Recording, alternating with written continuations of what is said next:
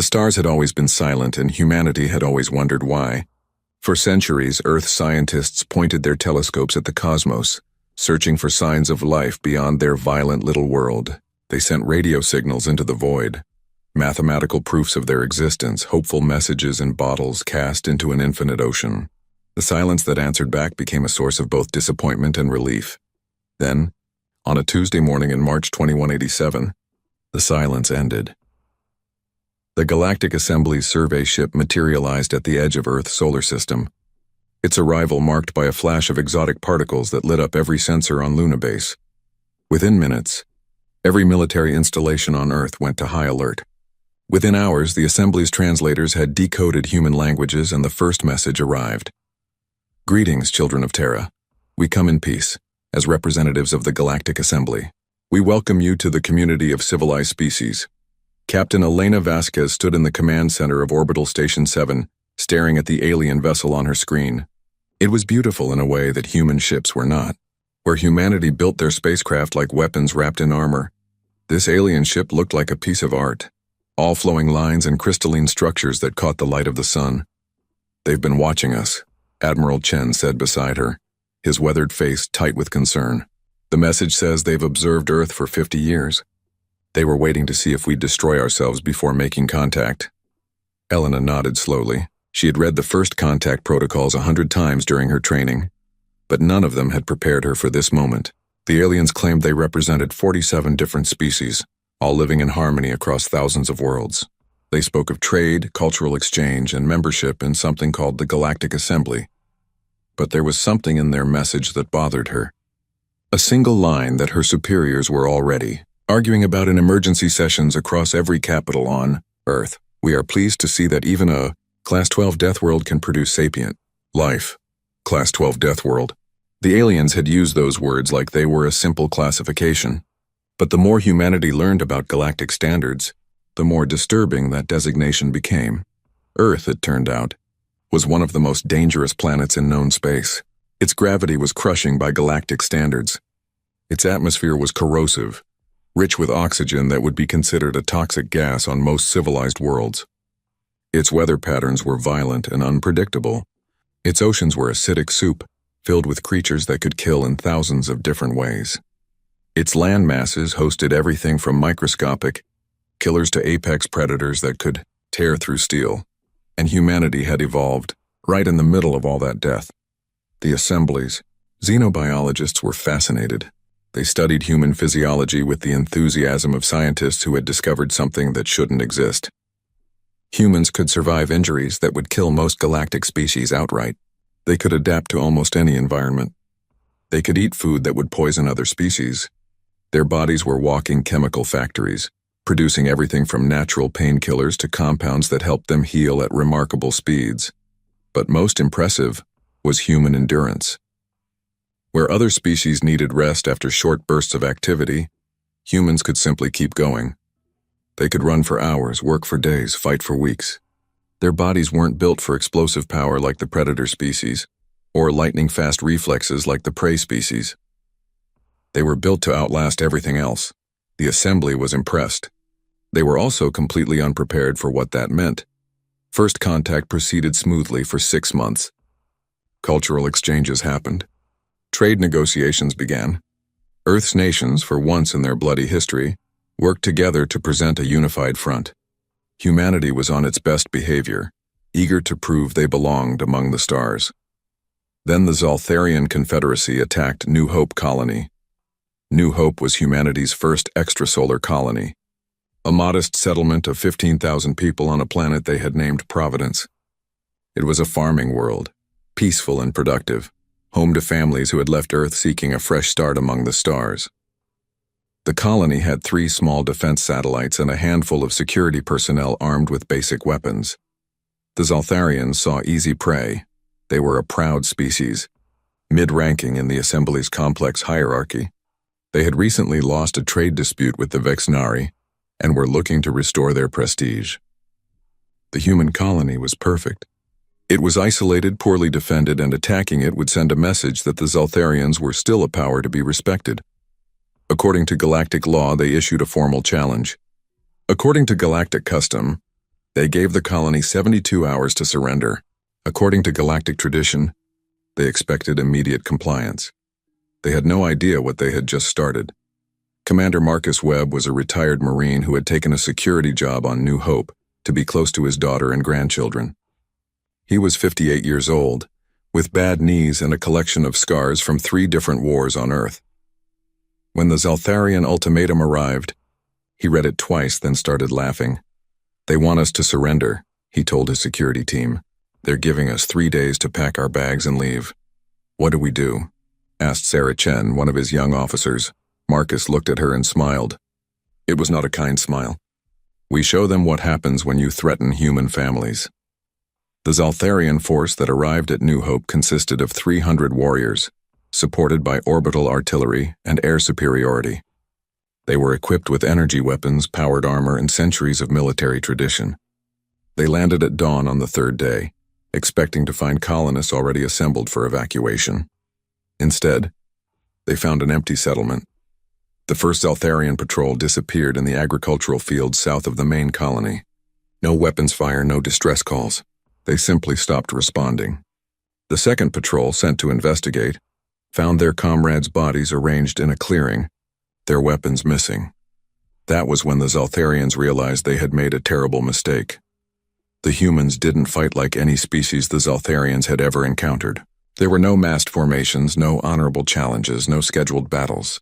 The colonists had scattered into the wilderness, taking everything useful with them, and now they were hunting their would-be conquerors.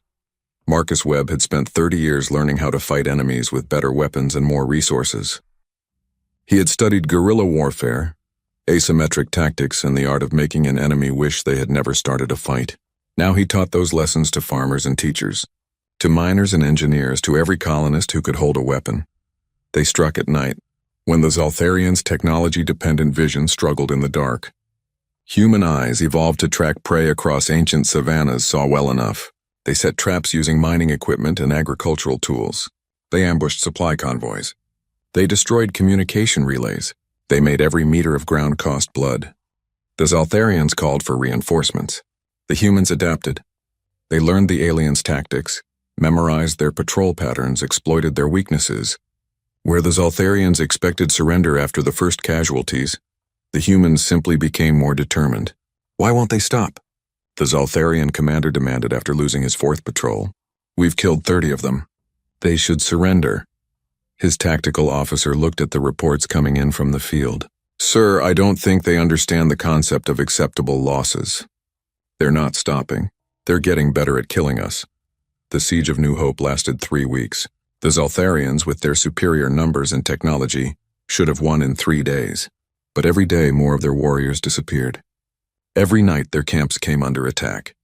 The colonists poisoned their water supplies using industrial chemicals. They rigged buildings to explode. They used homemade rockets built from farming equipment. And they never ever stopped fighting. By the end of the first week, Zaltharian warriors were refusing to go on patrol. By the end of the second week, they were seeing human shadows everywhere, jumping at sounds in the dark. By the end of the third week, they were begging to be evacuated. Marcus Webb died on day 19, taking down a Zaltharian assault team that had gotten too close to where the civilian families were hiding. He used a homemade bomb and his own body as the trigger. His last words, transmitted to every human on the planet, were simple. "Make them pay for every inch." The colonists did. When Earth's response fleet finally arrived, they found the Zaltharians in full retreat. 300 warriors had become barely 100 survivors, traumatized and broken. The humans had lost 87 people and they had been winning. The news spread across the Galactic Assembly like wildfire. The recordings of the battle, captured by Zaltharian suit cameras, were studied in military academies across 1,000 worlds. The footage showed humans doing impossible things. Fighting while injured, setting ambushes that required waiting motionless for hours, coordinating attacks without modern communication equipment, refusing to surrender even when tactically defeated. The Assembly's military analysts tried to understand what they had witnessed. They had classified humanity as a sapient species from a dangerous world, but they had assumed that civilization would have softened the Deathworld instincts. They were wrong. Humans hadn't been civilized. They had simply been organized. Underneath the art and music and literature, Underneath the laws and customs and social contracts, there was still the species that had climbed to the top of Earth's food chain by being tougher, meaner and more persistent than anything else that walked, swam, or flew. In the Assembly's Grand Council chamber, representatives from 47 species gathered for an emergency session. The Zaltharians had been censured for attacking without Assembly approval, but that wasn't the real issue on everyone's mind. The real question was simple and terrifying. What do we do about the humans? The Vexnari delegation, elegant beings of crystalline thought and peaceful philosophy, argued for caution. They are young, the Vexnari speaker said. They can be guided toward civilization. We must be patient. The Korthax Dominion, a species of armored warriors who prided themselves on military prowess, had a different view. They are dangerous, the Korthax ambassador growled. We saw what a handful of their civilians did to trained warriors. Imagine what their actual soldiers could do. We must act now before they spread further. The debate raged for hours. Some species wanted to isolate humanity, to quarantine Earth and let them develop alone. Others wanted to integrate them quickly, hoping that exposure to galactic civilization would gentle their violent nature. And a growing faction led by the Korthax wanted something more permanent.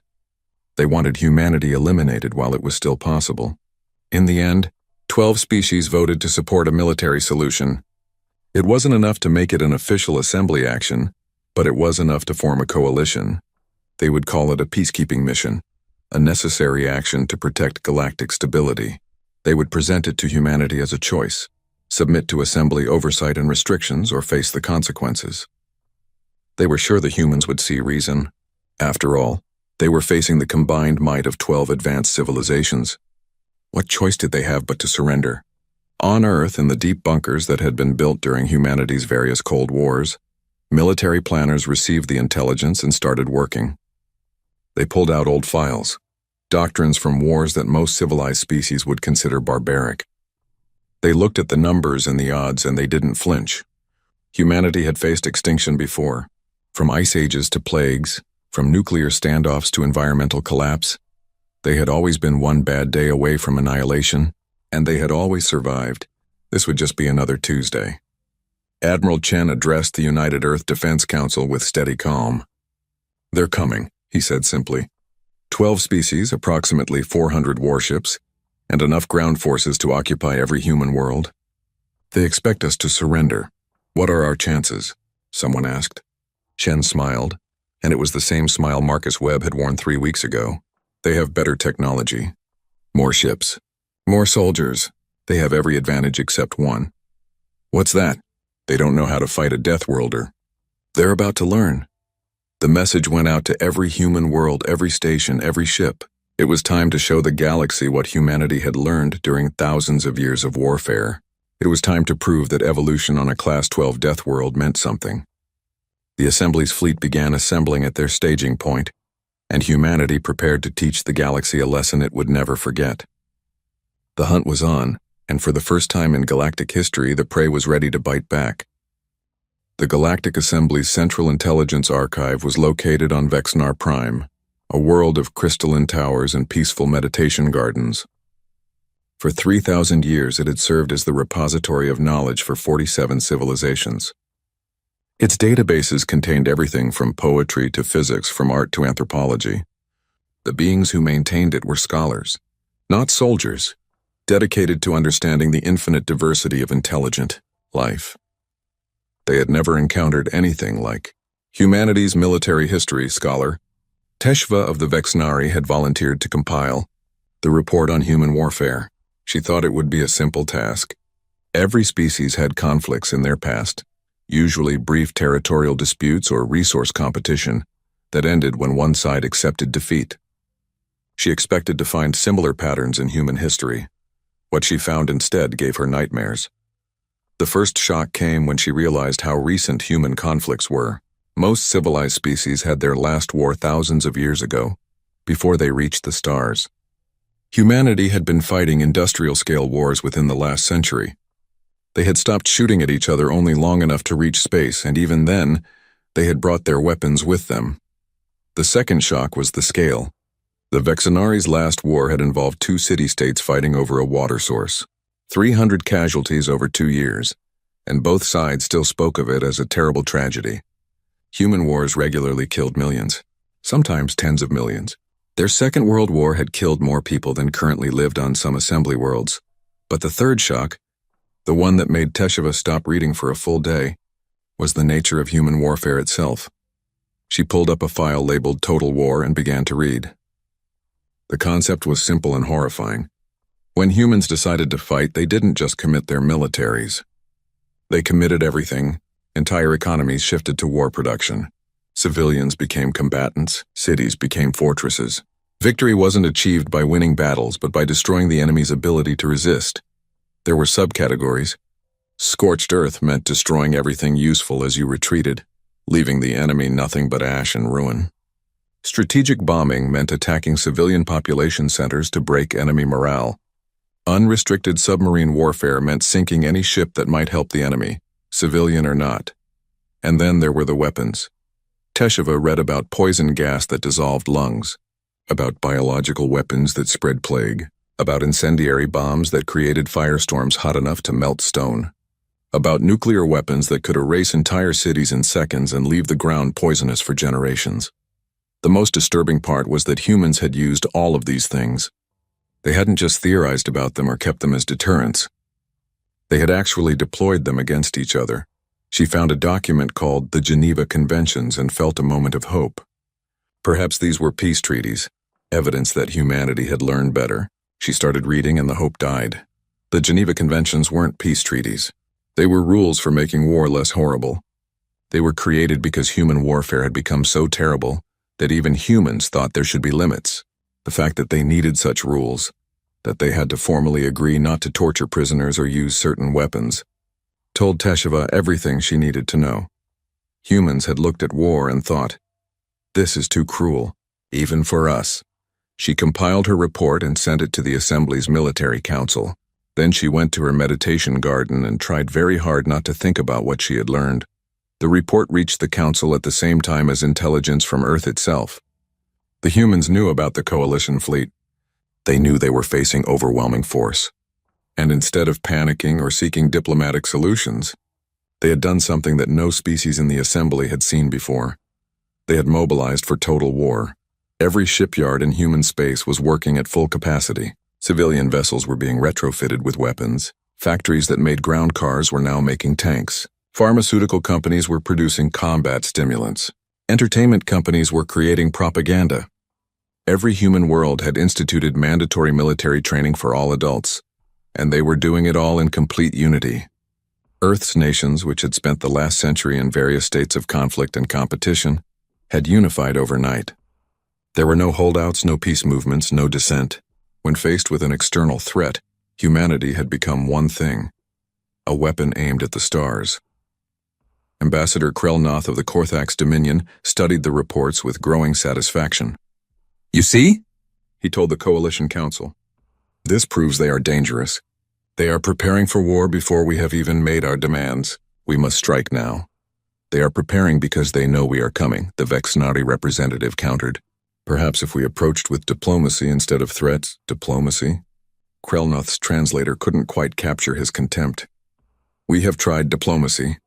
They smile and nod and agree to treaties while building weapons in secret. We have the intelligence. Do you know what their term for this is? Speak softly and carry a big stick. They even have sayings about how to lie during peace negotiations." He pulled up a hologram showing Earth's military deployments.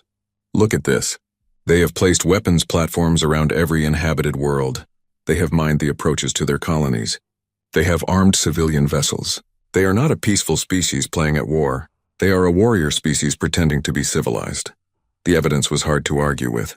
Human military doctrine was unlike anything in the Assembly's experience. Where galactic warfare focused on decisive fleet engagements between professional soldiers, human doctrine assumed every person was a potential combatant and every object was a potential weapon.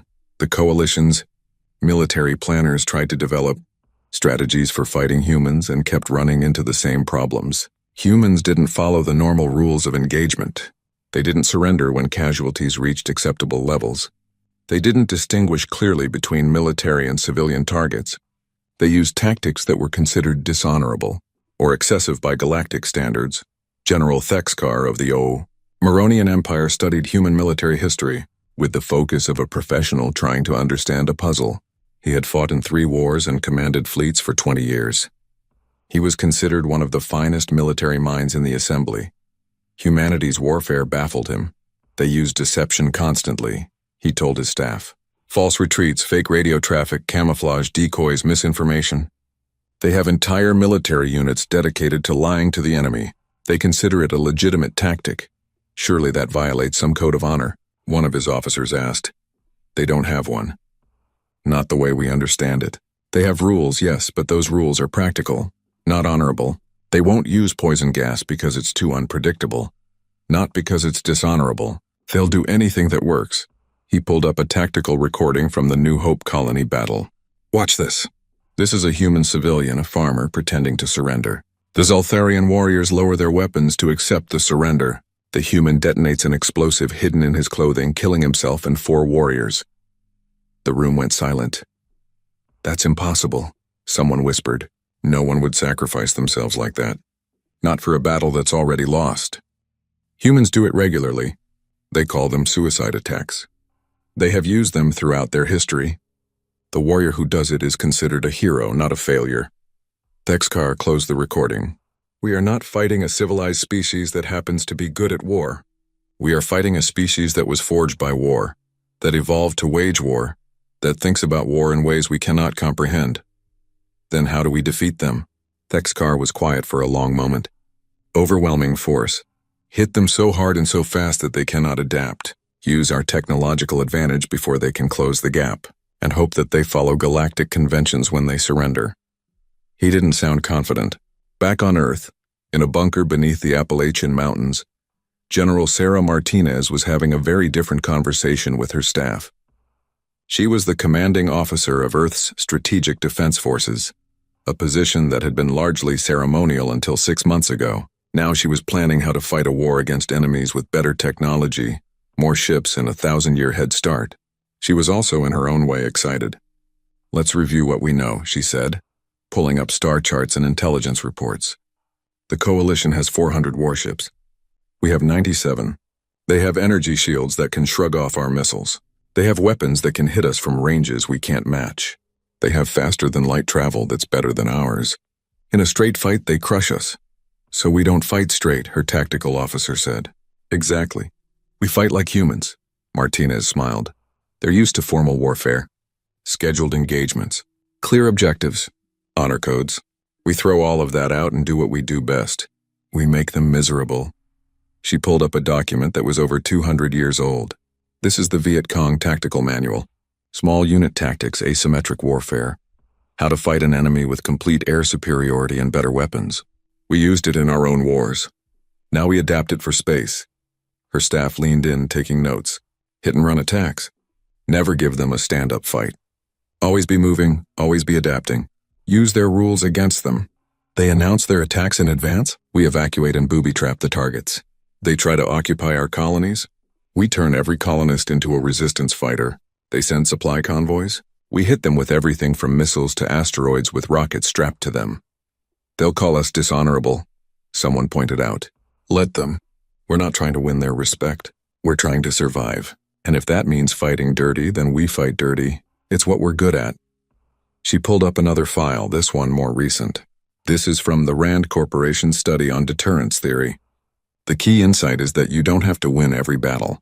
You just have to make winning cost more than the enemy is willing to pay. We can't beat them in a war of annihilation, but we can make occupying human space so painful, so costly, so psychologically devastating, that they give up and go home. That's not a battle plan. One of the more traditional officers objected. That's terrorism. No, Martinez corrected. Terrorism is violence against civilians to create fear for political purposes. What we're planning is guerrilla warfare against a military occupation force. There's a difference, and we need to maintain it. We follow our own rules of engagement. We protect civilians, even enemy civilians. We take prisoners when possible. We maintain the moral high ground. She looked around the room. Because at the end of this, we need to be able to live with ourselves. And more importantly, we need the rest of the galaxy to see us as the good guys. The assembly is bigger than just this coalition. There are species watching who haven't taken sides yet.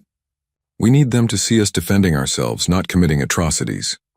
Walk the line between effectiveness and ethics, someone summarized. Exactly. We're going to use every dirty trick we know, but we're going to do it by the book. Our book, not theirs. The planning continued through the night. They reviewed tactics from every human conflict. From ancient warfare to modern counterinsurgency, from naval battles to space operations. They borrowed ideas from Sun Tzu and Clausewitz, from Rommel and Giap. From every general and strategist who had ever thought about how to win against superior forces. And slowly a plan came together. They would defend their worlds not with massive fleets but with hidden bases and mobile strike forces. They would turn asteroid fields into fortresses and empty space into minefields. They would make the coalition pay for every system, every planet, every meter of space. They would use their one advantage, the thing that Deathworld evolution had given them, the ability to endure. They would bleed the coalition until it gave up. In the Galactic Assembly's chambers, the final vote was taken. The coalition would issue one final ultimatum to humanity: submit to assembly oversight, accept limits on military development, and allow peacekeeping forces on human worlds. Refuse and face the consequences. The Vexnari delegation voted against the motion, but they were in the minority. The resolution passed. The message was sent to Earth, formal and clear. Humanity had 1 week to respond. The response came back in 6 hours. It was not a message. It was a broadcast, sent on every frequency and every language the Assembly used. It came from the Secretary General of the United Earth Government, a woman named Chen Wei who had spent her career as a diplomat working for peace. She looked directly at the camera, her face calm but her eyes hard. To the Galactic Assembly and the coalition of species threatening humanity, we have received your ultimatum. We have considered it carefully. Our answer is no. She paused, letting that sink in. You call us violent. You call us dangerous. You say we must be controlled for the good of the galaxy. Perhaps you are right. Perhaps we are everything you fear. But we are also free, and we will not surrender that freedom because you are afraid of what we might become. You have given us a week to comply. We give you the same. Leave human space. Return to your worlds. Do not threaten us again. If you choose to attack, know that you are starting a war that will not end when you tire of it. It will end when we are victorious or when we are extinct. Those are the only two outcomes we recognize. We are the children of Earth, a world that tried to kill us every day for millions of years. We survived ice ages and plagues, predators and disasters. We crawled up from the mud and reached for the stars. We did not do all of that just to bow to bullies now. Come if you must, but know what you are starting. You are not fighting a war. You are fighting a species that does not know how to quit. The broadcast ended. In the assembly chambers, there was stunned silence, then angry shouting. The Korthax delegation demanded immediate military action. The Vexnari called for more diplomacy. Other species argued both sides. But the coalition's course was set. They had made their threat, and now they had to follow through. To back down would be to lose face in front of the entire galaxy. The fleet began to move. 400 warships, the largest military force assembled in 300 years, began the journey toward human space. On Earth, the air raid sirens began to sound, not in warning of an immediate attack, but in preparation. People stopped in the streets and looked up at the sky, knowing that somewhere out there, an enemy was coming. And then they went back to work. Building, training, preparing. The galaxy was about to learn what it meant to fight a Deathworlder, and humanity was about to teach them a lesson they would never forget. Admiral Krenthor of the Korthax Dominion stood on the bridge of his flagship, the Eternal Glory, and watched the planet New Avalon grow larger on the view screen. Behind him, spread across 3 parsecs of space, was the largest battle fleet he had ever commanded. 400 warships from 12 species, carrying enough firepower to glass a planet's surface 3 times over. He felt confident.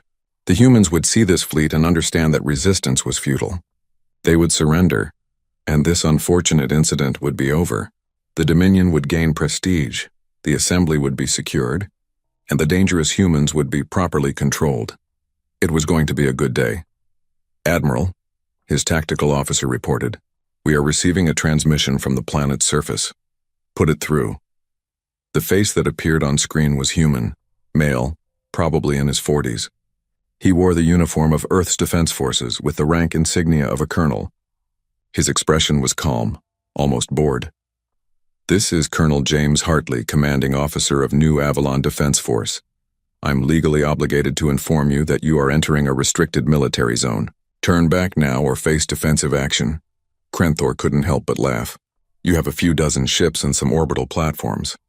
We have 400 warships. I am giving you one opportunity to surrender peacefully. Evacuate your military forces to designated landing zones, and no harm will come to your civilians." The human's expression didn't change. "That's not going to happen. You have 5 minutes to leave the system. After that, we will consider you hostile and act accordingly. You cannot be serious. You must see that resistance is impossible." Now the human smiled, and Krenthor felt a chill run down his spine. It was not a friendly smile. "5 minutes, Admiral. I suggest you use them wisely." The transmission cut out. Krenthor stared at the blank screen for a moment, then shook himself.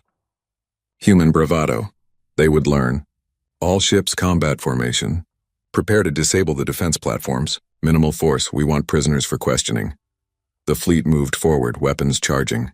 The defense platforms around New Avalon were small, hastily constructed things that shouldn't pose any threat to proper warships. The Coalition's first wave would sweep them aside, establishing orbital superiority. Then the ground forces would land and secure the planet. It should have been simple. The first platform exploded before they could fire a shot at it. Then the second. Then the third. All 6 orbital defense platforms detonated simultaneously. And suddenly the space around New Avalon was filled with debris. Not just fragments, but pieces deliberately sized and shaped to cause maximum damage.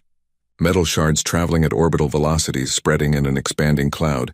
"Evasive action," Krenthor ordered. But it was too late for the forward ships. 3 destroyers flew directly into the debris field. Their shields held for a moment, then overloaded. The debris tore through hulls like paper. 2 ships were disabled. The third lost containment on its reactor and exploded. They destroyed their own defenses to weaponize the debris, the tactical officer said in shock. "That's insane." "It's effective," Krenthor corrected grimly. "Reform the fleet. Deploy drones to clear the debris field." While they were dealing with the debris, the human ship struck. There weren't many of them, maybe 40 vessels, mostly converted civilian craft. They shouldn't have been a threat, but they weren't fighting like proper warships. They came in fast and close, too close for the larger Coalition vessels to effectively target them, and launched missiles at point-blank range before burning away at maximum acceleration. The missiles weren't standard either. Some were conventional explosives. Others were filled with metallic chaff that disrupted sensors. A few were just empty shells designed to waste point defense ammunition, and just one, was a nuclear weapon that detonated close enough to a Maronian cruiser to scramble its electronic systems for 3 hours. "They're using atomics," someone gasped. "Barely," the tactical officer reported. That was a small yield, maybe 20 kilotons. It was meant to disable, not destroy. But still, they're using nuclear weapons in their own orbit. Krenthor was beginning to understand that the humans didn't fight the way civilized species did. They fought to win whatever it took, press forward, land the ground forces. Once we control the planet, their ships become irrelevant. But landing the ground forces proved difficult. The humans had filled their own atmosphere with chaff and jamming signals. Half the landing craft missed their designated zones. 2 collided with each other in the confusion. One landed in what appeared to be an empty field, and promptly sank into a bog that shouldn't have been there according to the maps. The landing craft that did reach their targets found prepared defenses. Trenches, bunkers, minefields, and thousands of humans who had apparently spent the last month doing nothing but preparing to make life difficult for invaders. General Vexthal led the ground assault. He was a veteran of 4 campaigns and had never tasted defeat. He expected to take the main human settlement within hours. It should have been simple. His forces outnumbered the human defenders 3-1. They had better armor, better weapons, better everything, but the humans didn't stand and fight. They hit and ran. They set ambushes.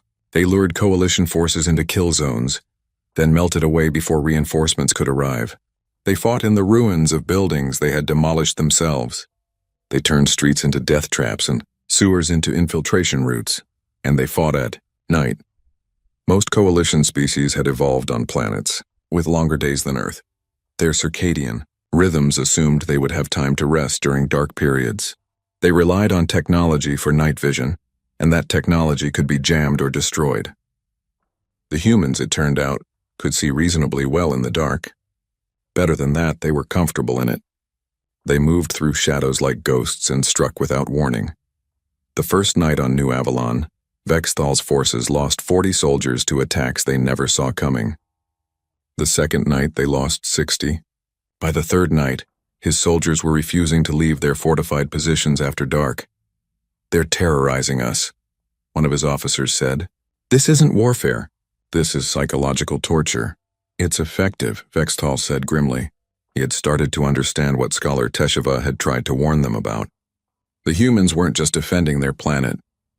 They were actively trying to break the Coalition's will to fight. He sent a report to Admiral Krenthor. "The ground campaign is not proceeding as planned.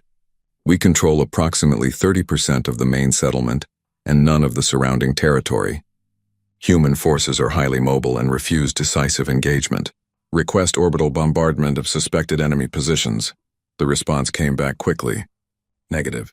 Assembly rules prohibit bombardment of civilian areas. Continue ground operations." Vexthal wanted to throw his communicator across the room. The humans didn't seem to care about assembly rules. They were using civilian buildings as firing positions. They were distributing weapons to civilians. They had booby-trapped schools and hospitals. But the Coalition had to follow the rules. It gave the humans an enormous advantage. The siege dragged on. Days became weeks. The Coalition controlled a few key locations but couldn't pacify the planet. Every time they secured an area, the humans would infiltrate back in through tunnels or sewers or maintenance shafts. Supply convoys needed heavy escorts. Patrols disappeared. Equipment malfunctioned under mysterious circumstances, and the casualties mounted. Not massive casualties, not the kind that happened in decisive battles. Just a steady drip of losses. A patrol ambushed here, a supply depot sabotaged there, a soldier shot by a sniper they never spotted. Death by 1,000 cuts. Admiral Krenthor watched the casualty reports with growing concern. They had lost almost 300 soldiers in 6 weeks. Not a huge number by the standards of their fleet, but more than they had lost in the last 3 wars combined, and more importantly, they were making no progress. "We should pull back," his second-in-command suggested. "Blockade the planet, cut off their supplies, starve them out. The humans have underground farms and water recycling," Krenthor replied. "They could last for years, and the Assembly will not support a years-long siege. Then what do we do?" That was the question. The Coalition had overwhelming force, but force wasn't solving the problem. The humans were fighting asymmetrically, exploiting every weakness, following none of the normal rules of engagement. In orbit, the human ships continued their hit-and-run attacks. They never engaged directly, never gave the Coalition fleet a chance to bring its superior firepower to bear. They would pop up from behind a moon, launch missiles, and disappear before the response could arrive. They mined approach vectors. They scattered sensor decoys. They made the space around New Avalon a nightmare to navigate. Krenthor tried a different approach. Broadcast to the planet's surface. Offer generous surrender terms. Any civilian who cooperates will be relocated safely. Any soldier who surrenders will be treated well. The broadcasts played for 3 days. The response came in the form of increased attacks and a video message from Colonel Hartley. "To the Coalition forces currently occupying our planet, you control some buildings and a few streets. You do not control New Avalon. You never will. Every day you stay, we will make you pay. Every supply convoy, every patrol, every time you close your eyes to sleep, we will be there. This is our home, and we will fight for it until you leave or until we're all dead. Those are your only 2 options. Choose wisely." The broadcast became popular among Coalition troops for all the wrong reasons. It confirmed what they were all starting to feel. This wasn't a war they could win. The humans weren't going to surrender. They weren't going to negotiate. They were going to keep fighting, keep bleeding the Coalition, keep making life miserable until everyone gave up and went home. Morale began to collapse. The Moronian contingent requested rotation off the line after 8 weeks. The Zavathan forces reported a third of their troops showing signs of combat stress. Even Krenthor's own Korthax warriors bred for battle were exhausted. The problem was that humans had evolved for persistence hunting.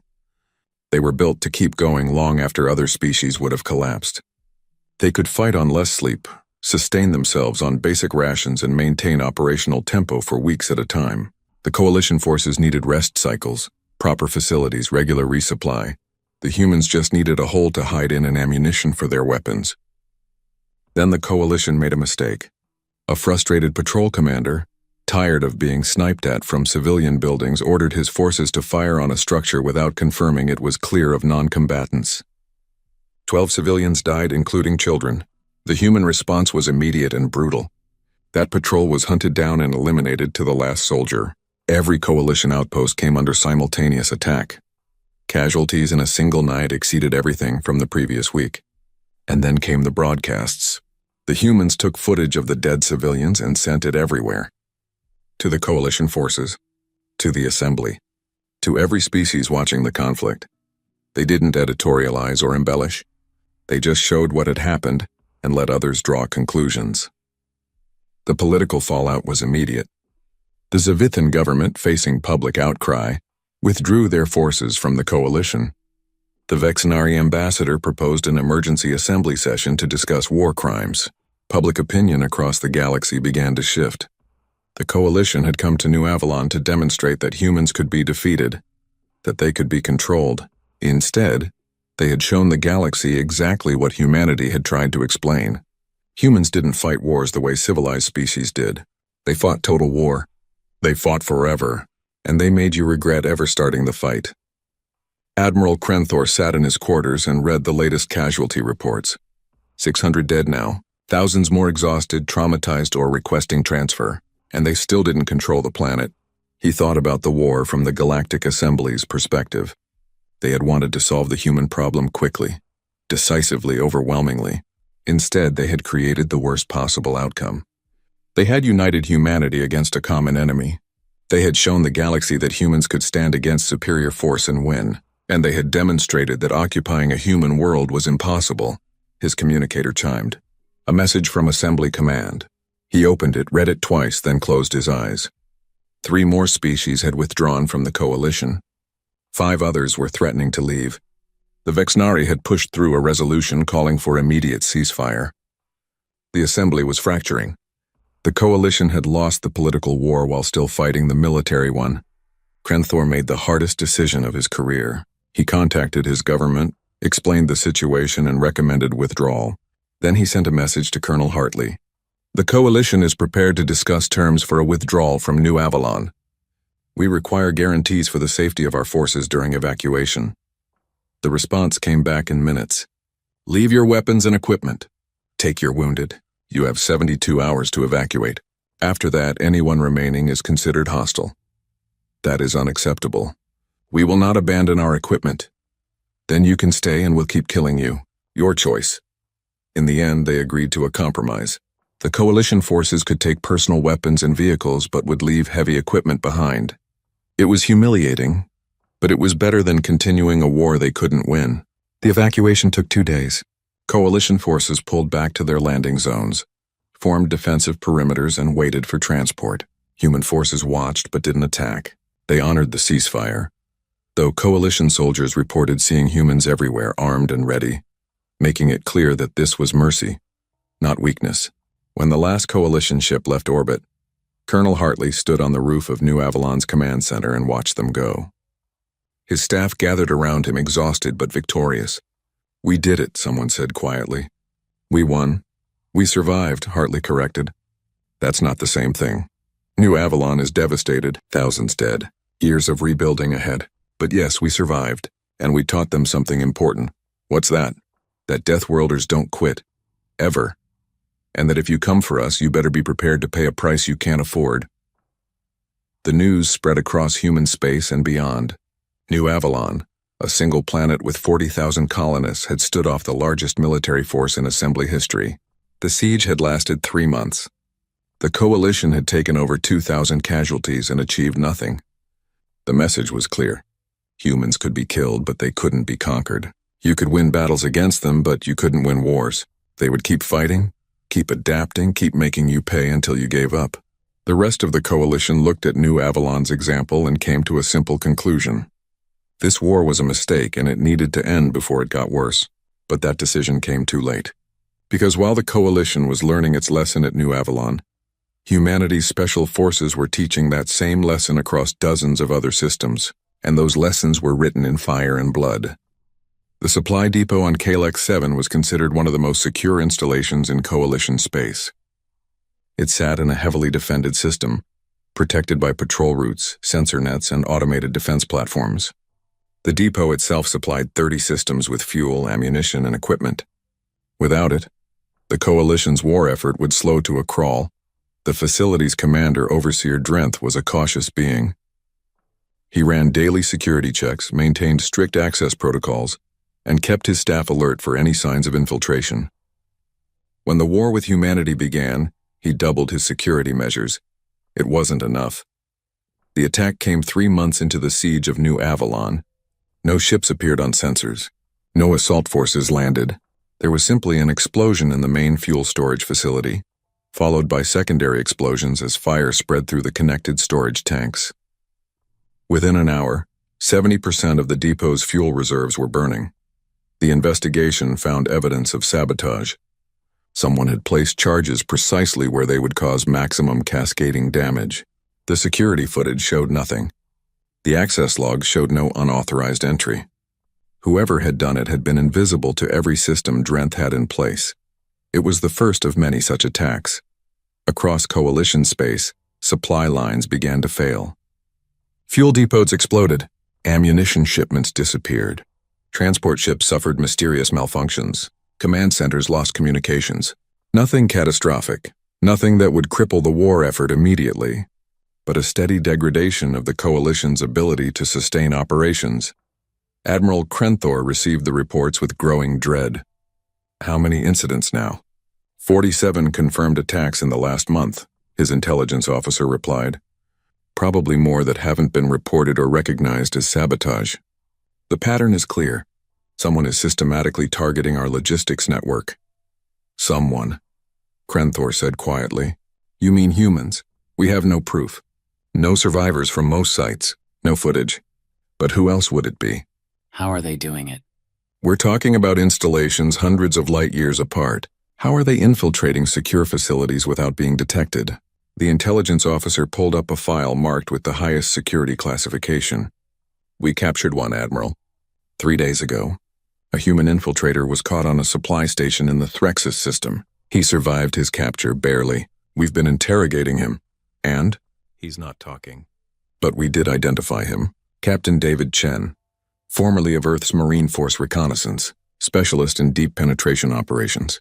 According to his file, he's trained in covert infiltration, sabotage, and long-term survival behind enemy lines. A spy? More than that. He's part of something called Special Forces. Earth has several organizations like this. Navy SEALs, Army Rangers, British SS, Russian Spetsnaz. Elite soldiers trained for unconventional warfare. Small unit operations, sabotage, assassination, reconnaissance. They work in teams of 4 to 12 individuals and operate independently for months at a time. Crenthor felt cold. How many of these special forces soldiers do the humans have? We don't know. Estimates range from 20 to 50,000 across all their branches. Probably hundreds of them were deployed before the war started, positioned throughout Coalition space waiting for orders. Waiting for orders, Crenthor repeated. So they were here before we even made our ultimatum. They knew we were coming. Human intelligence is very good, Admiral. They've been preparing for this war since first contact. The realization settled over Crenthor like a shroud. The humans hadn't just defended against the Coalition's attack. They had planned for it, prepared for it, and positioned assets to strike back before the first shot was fired. This wasn't desperate defense. This was strategy. The Special Forces operations continued to escalate. A Coalition general was assassinated in his headquarters by a sniper no one saw. A Korthax battle fleet found its navigation computers infected with malware that sent them days off course. A communications relay was destroyed, cutting off 6 systems from Fleet Command for a week, and then came the kidnapping. High Commander Velkoth of the Korthax Dominion was the 3rd highest-ranking military leader in the Coalition. He was traveling on a heavily defended flagship, surrounded by escorts, moving through secure space. He went to sleep in his quarters with guards outside his door. He woke up on a human ship, his hands bound, facing 4 humans in black armor. The video was delivered to Admiral Krenthor 12 hours later. It showed Velkoth alive and unharmed sitting in a small room. A human voice spoke, never appearing on camera. High Commander Velkoth is being held as a prisoner of war. He is being treated in accordance with the Geneva Conventions and will not be harmed. He will be returned when the Coalition withdraws from human space. This message is proof that we can reach anyone, anywhere. Think carefully about that. The recording ended. Krenthor played it again, studying every detail. The room gave no clues to location. Velkoth appeared unharmed but clearly shaken. The implications were staggering. The humans had infiltrated a flagship, kidnapped a high commander, and extracted him without anyone noticing until morning. How? He demanded of his security chief. How is this possible? We're reviewing the flagship's logs now. No sign of boarding. No breaches. No unauthorized access. It's as if he vanished. He didn't vanish. They took him. 4 humans took our 3rd highest commander from the middle of our fleet. The security chief had no answer. The kidnapping broke something in Coalition morale. If humans could reach a high commander on a flagship, they could reach anyone. Every officer, every official, every leader became paranoid. Security measures were tripled, then quadrupled. People slept in locked rooms with guards inside. Paranoia spread like a disease, and that was exactly what the humans wanted. Major Sarah Mitchell led Recon Team 7, one of dozens of Special Forces units operating behind Coalition lines. Her team consisted of 4 people: herself, a communications specialist, a demolitions expert, and a medic who also served as their sniper. They had been in Coalition space for 4 months and had conducted 17 successful operations. They were currently hiding in an asteroid field, watching a Coalition patrol route and planning their next move. The pattern is predictable, her communications specialist said. Patrol comes through every 8 hours, same route, same ships. They're getting lazy. Or they're setting a trap, Mitchell cautioned. Never assume the enemy is stupid. Assume they're learning. So what's the play? Mitchell studied the tactical display. We mine the route, but not where they expect. They'll sweep the obvious ambush points. We hit them on their way out after they've cleared the area and relaxed. That's mean. That's the job. We're not here to fight fair. We're here to make them regret starting this war. Her team set the mines, carefully positioned and timed. Then they waited. Patience was the key to special operations. Anyone could attack. It took discipline to wait for exactly the right moment. The Coalition patrol came through, swept the area, found nothing, and continued on. Mitchell let them get comfortable. Then 3 hours later, when they were on their way back and discussing dinner plans, the mines activated. 3 ships disabled, 1 destroyed. Recon Team 7 was gone before the first distress call went out. That was the pattern across Coalition space. Human special forces operated like ghosts. They hit targets that should have been impossible to reach. They disappeared without a trace. They made every Coalition soldier question whether they were safe anywhere. The psychological impact was enormous. Coalition forces were designed for conventional warfare, clear battles with defined objectives. This shadow war of sabotage and assassination was outside their experience. Soldiers who had been confident at the start of the war were now jumping at shadows. Captain David Chen, the captured Special Forces operator, finally started talking during his interrogation. Not because they broke him, but because he decided it would serve his purpose. You want to know how we do it? He asked his interrogators. How we infiltrate secure facilities. How we move undetected. How we know where to hit you. Yes, the Korthax interrogator growled. Chen smiled. We're human. We evolved hunting prey that was faster and stronger than us. We learned patience. We learned to track. We learned to predict behavior. And we learned that the best time to strike is when the prey feels safe. You are not hunters. You are criminals. You attack from shadows like cowards. We attack from shadows because it works. You want honor? Fight another honorable species. You want to fight humans? Then you fight on our terms. And our terms are simple. We do whatever it takes to win. The interrogation was leaked to Coalition forces, and it had the opposite effect of what was intended. Instead of intimidating the humans, it showed that they were proud of their methods. They weren't ashamed of fighting dirty. They considered it smart tactics. Morale continued to deteriorate. The Mironian Empire withdrew from the Coalition after one of their supply fleets lost 6 ships to human attacks in a single week. The Threxian Collective pulled back to defensive positions. Species that had joined the Coalition to demonstrate strength were now looking for ways to exit without losing face. Meanwhile, Earth's regular forces were learning and adapting. The battles at New Avalon had provided valuable intelligence on coalition tactics and technology. Human engineers were developing countermeasures to energy shields. Human tacticians were creating doctrines for space combat that exploited coalition weaknesses. And human diplomacy was working overtime to split the coalition. Ambassador Jiang Wei met secretly with representatives from species that were wavering in their support. "This war doesn't serve your interests," he told them. "You joined because the Korthax convinced you that humans were a threat. But what have we actually done? We defended ourselves, that's all. Meanwhile, your economies are suffering, your people are dying, and for what? Korthax pride? The humans are dangerous," one ambassador argued weakly. "So are you. So is everyone. But we're dangerous to enemies, not to friends. We're offering trade agreements, cultural exchanges, alliance treaties. Join us instead of fighting us. Profit instead of bleeding." It was working. 3 species had already withdrawn from the coalition. 5 more were negotiating. The Vexnari, who had opposed the war from the start, were openly calling for peace talks. The coalition was fracturing, and the Korthax Dominion knew it. They had started this war to demonstrate their power and control the human threat. Instead, they had unified humanity, revealed their own military inadequacies, and lost allies. High Commander Velkoth was returned, as promised, when his government agreed to withdraw their forces from human space. He was unharmed, well-fed, and traumatized not by torture, but by the time he spent talking with his captors. "They're not monsters," he told Admiral Krenthor. "That's what makes them terrifying. They're rational, intelligent, even honorable in their own way. But they think about war completely differently than we do. They don't see it as a contest or a test of strength. They see it as a problem to solve. And they're very good at solving problems." "What did they tell you?" "That this war was unnecessary. That they would have been happy to trade and cooperate with the Assembly. But since we chose violence, they would show us what violence really means. They said we were lucky they were being restrained." "Restrained? They've killed thousands of our people. They've killed soldiers and destroyed military targets. They haven't touched civilian populations. They haven't used their nuclear weapons beyond that one tactical device. They haven't deployed biological or chemical weapons, and their captain assured me they have them. Everything they've done has been precisely calibrated to hurt our military, while maintaining moral authority." Velkoth looked at Krenthor with haunted eyes.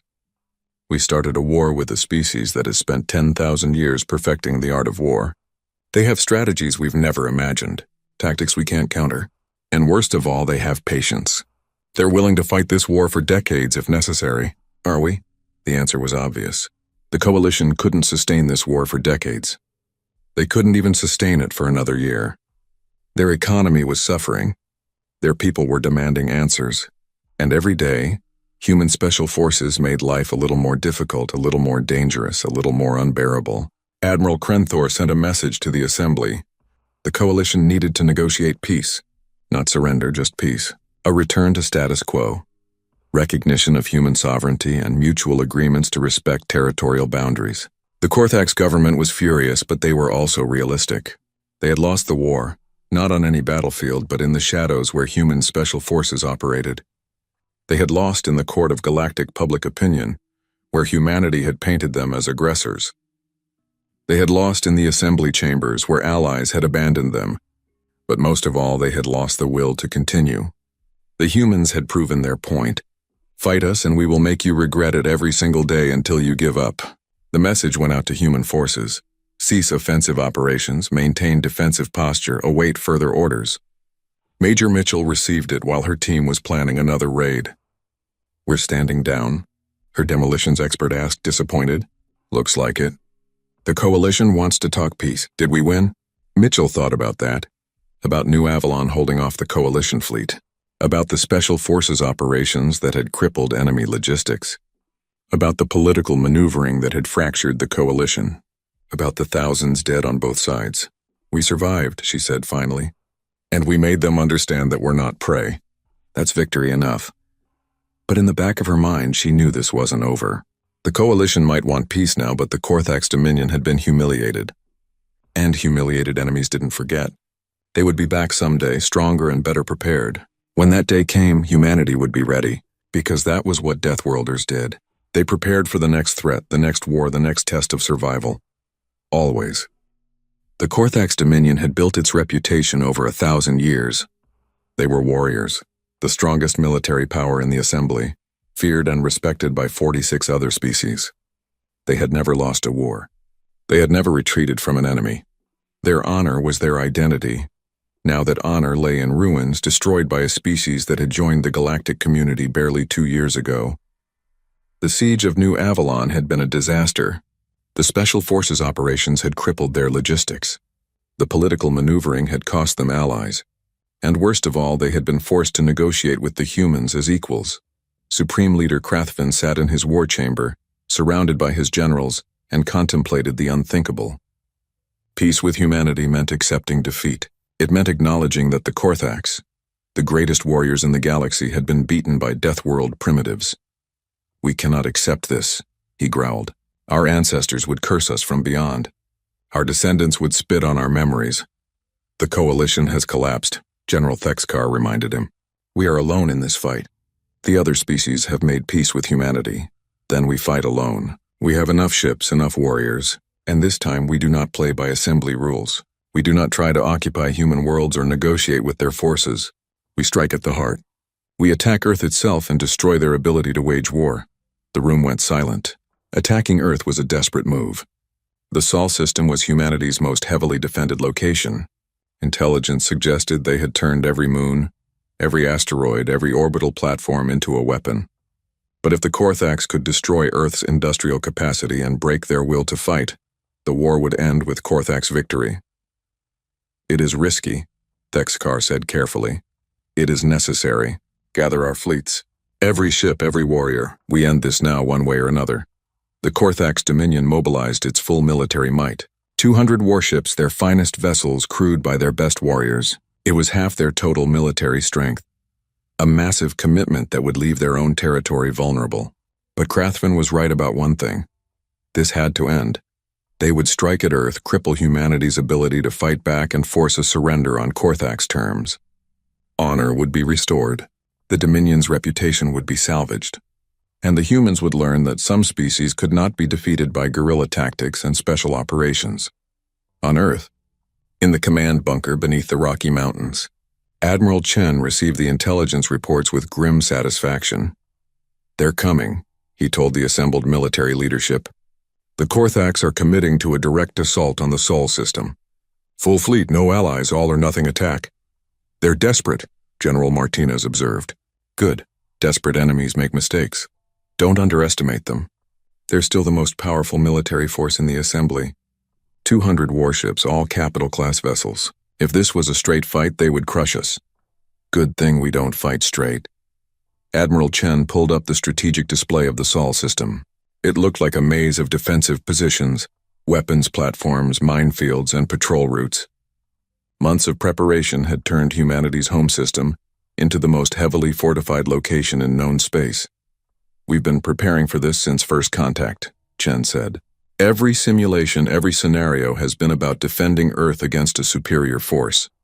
Now we get to see if our preparations were enough." "What's the plan?" someone asked. Chen smiled. It was not a nice smile. "We make them pay for every meter of space. We bleed them from the moment they enter the system until the moment they leave or die, and we show the galaxy what it means to attack a Deathworlder's home." The Korthax fleet entered the Sol system with weapons hot and shields at maximum. They expected immediate resistance. Instead, they found nothing. No defending fleet, no challenging broadcasts, just silence and empty space. "It's a trap," Thexkar said immediately. "Of course it's a trap," Krathvin agreed. "But we have no choice. Forward, all ships, combat formation. Scan for mines and hidden weapons platforms." The fleet moved deeper into the system, every sensor at maximum, every weapon ready. They passed the orbit of Neptune and detected nothing. They passed Uranus, still nothing. By the time they reached Saturn, the fleet was tense and confused. Then the first attack came. It wasn't a fleet engagement or a missile barrage. It was an asteroid, a small one, maybe 100 meters across, that had been positioned in Saturn's rings and given a push at exactly the right moment. It came in on a ballistic trajectory, too fast and too small to be a priority target, and struck a Korthax destroyer amidships.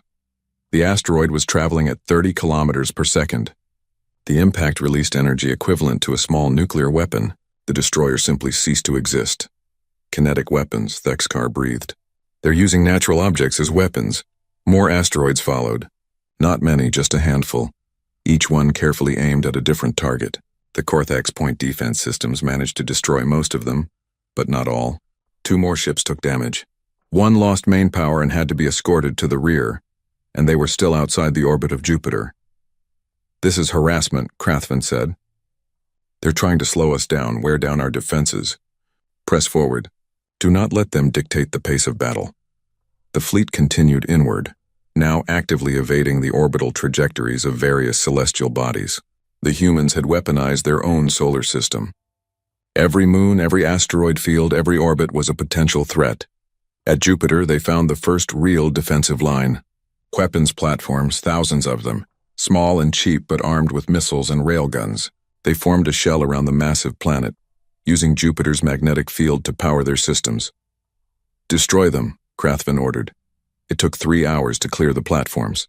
They fought with automated intelligence, no crew to be killed or intimidated.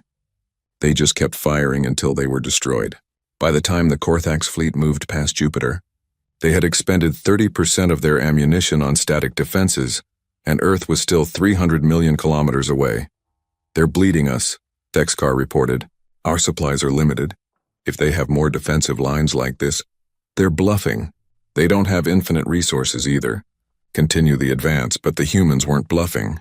The asteroid belt was next, and it had been thoroughly militarized. Mining stations had been converted to weapons platforms. Asteroids themselves had been fitted with engines and guidance systems, turned into massive kinetic weapons. And hiding among the rocks were human ships, small and fast, waiting to strike. The battle in the asteroid belt lasted a full day. The Korthax fleet had to advance slowly, scanning every rock, destroying every platform, hunting down every human ship. They won eventually. The belt was cleared, but they had lost 12 ships and expended another 30% of their ammunition. 60% of their offensive capacity was gone, and they still hadn't reached Earth. Mars was abandoned. Its orbital platforms destroyed before the Korthax arrived, but the planet itself was booby-trapped. Defense systems hidden in the surface opened fire as the fleet passed. Missiles launched from hidden silos. It was another delay, another drain on resources. "This is death by 1,000 cuts," Thexkar said. "They're not trying to defeat us in battle. They're trying to bleed us dry before we ever reach Earth." "Then we adapt," Krathven growled. "Increase speed. Accept some damage to get through faster. We can still win this if we reach Earth with sufficient force." The fleet burned hard for Earth, accepting hits from various defensive systems rather than stopping to clear them. It was a gamble, trading damage for time. By the time they reached Earth's orbit, they had 130 ships left, and most of those were damaged. But they were there. Earth hung in their view screens, blue and beautiful and vulnerable.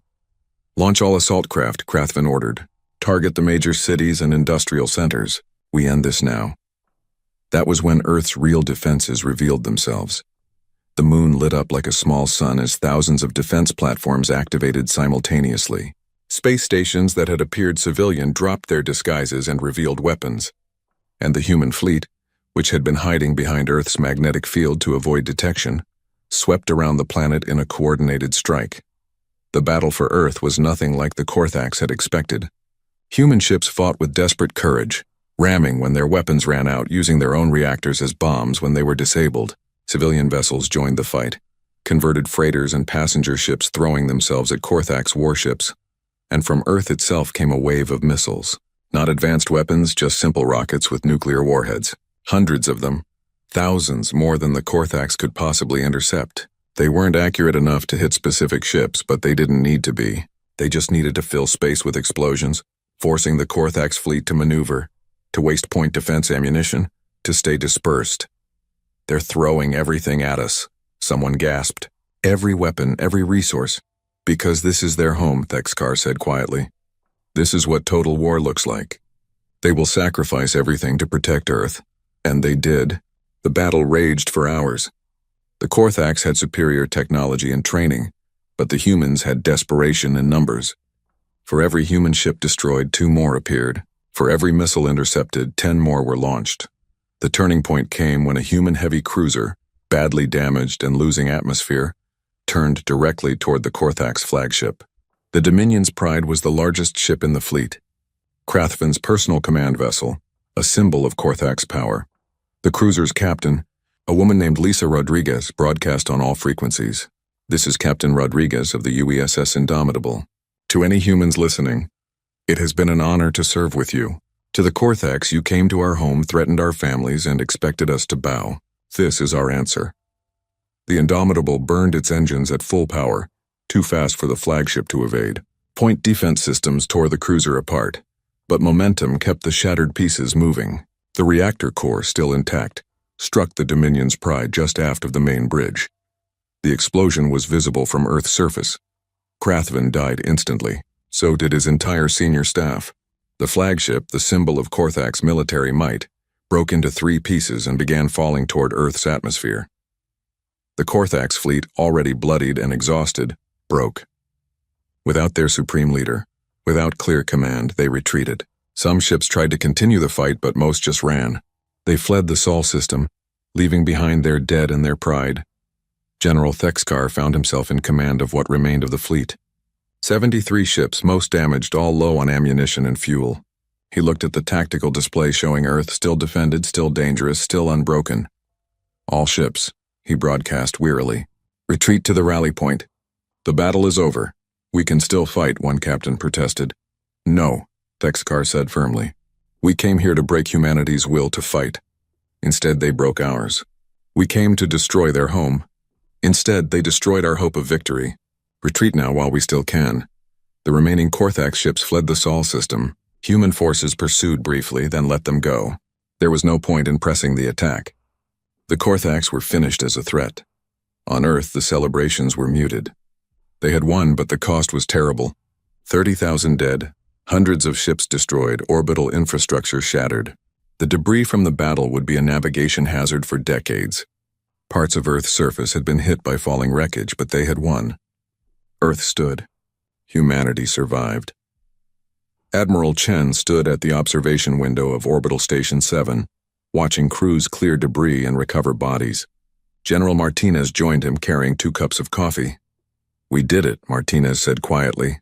"We defended Earth against the galaxy's finest military." "We got lucky," Chen replied.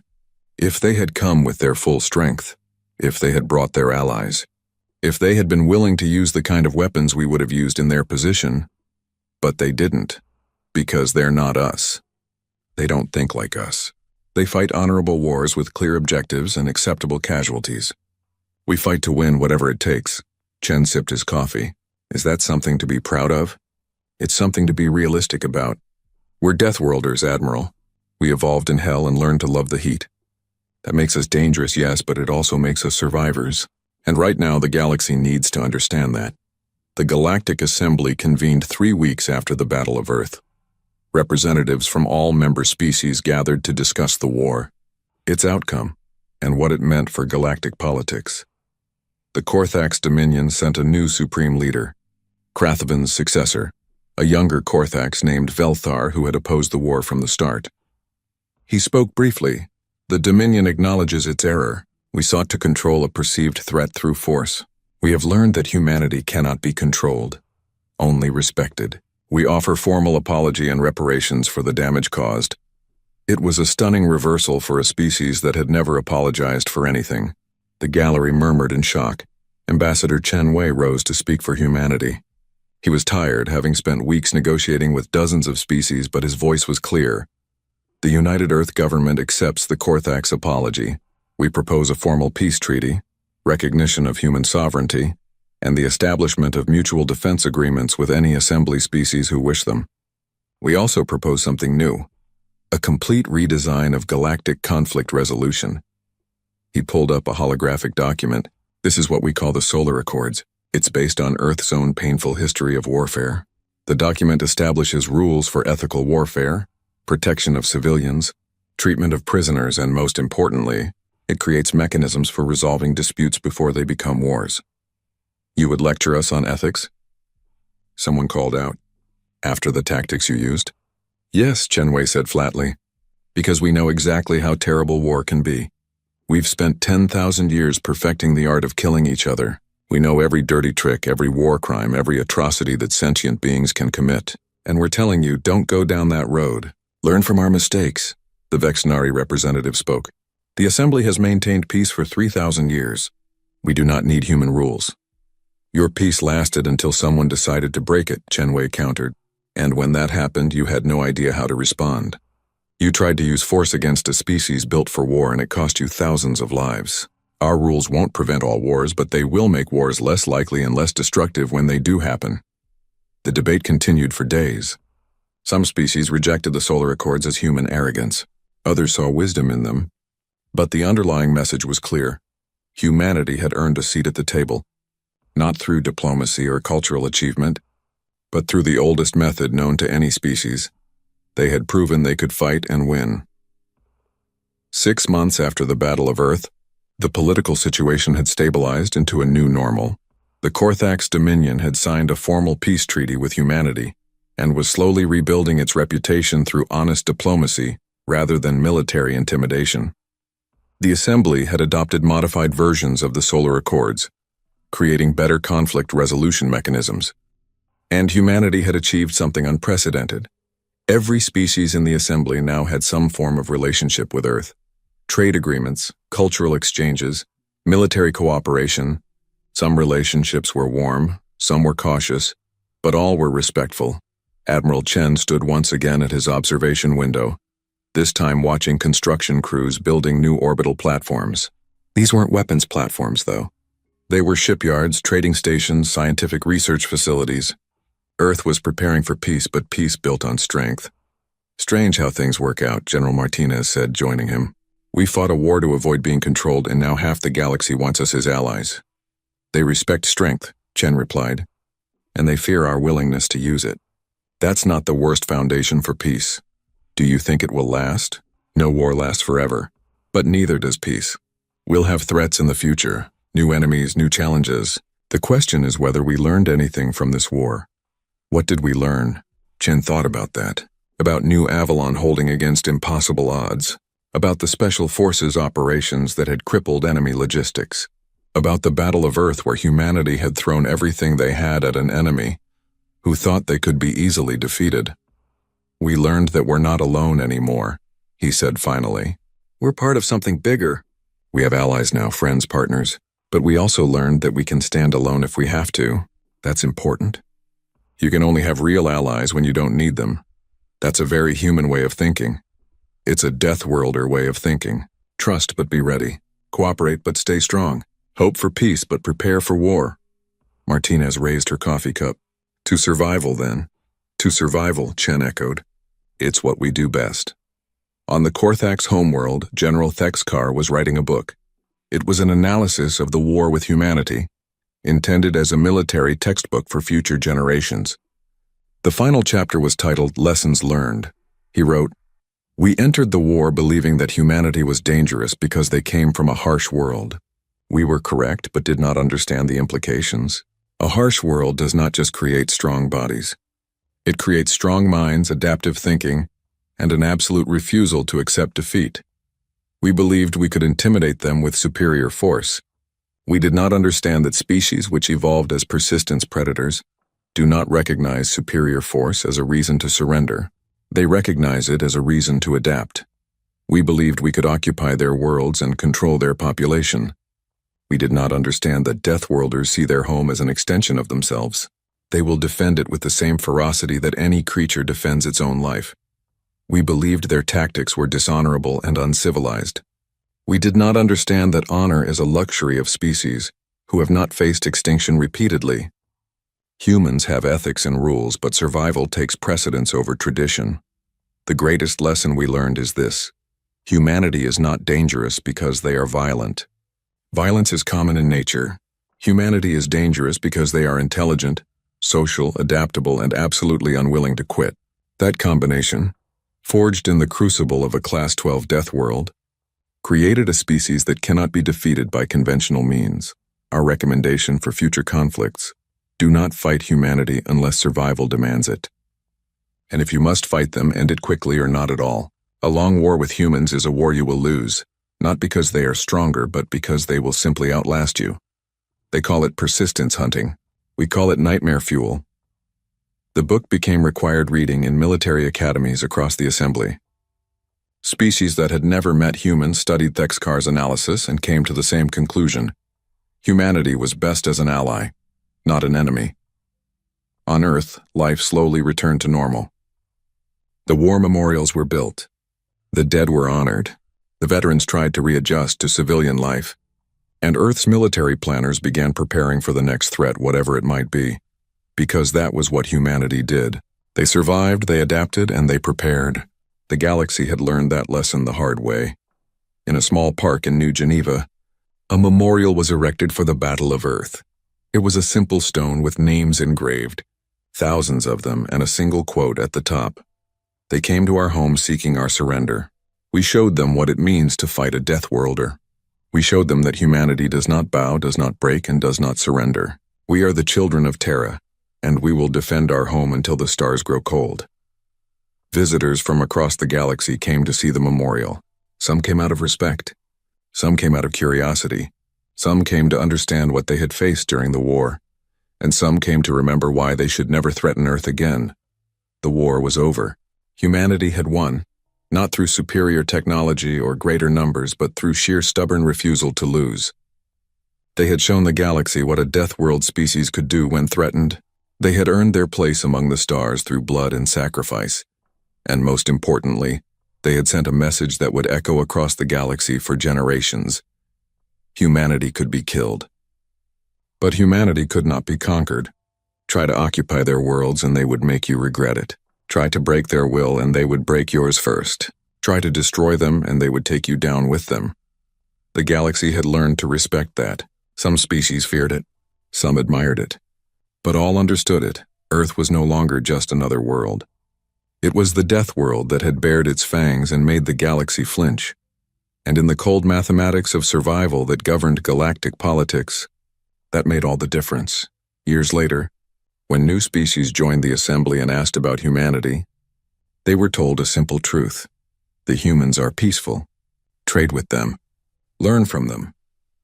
Befriend them if you can, but never ever threaten their home, because they are Deathworlders and Deathworlders do not surrender. They survive, always, and in their homes across Earth and her colonies, humans continued doing what they had always done. They lived, they loved, they built, and they dreamed of the stars.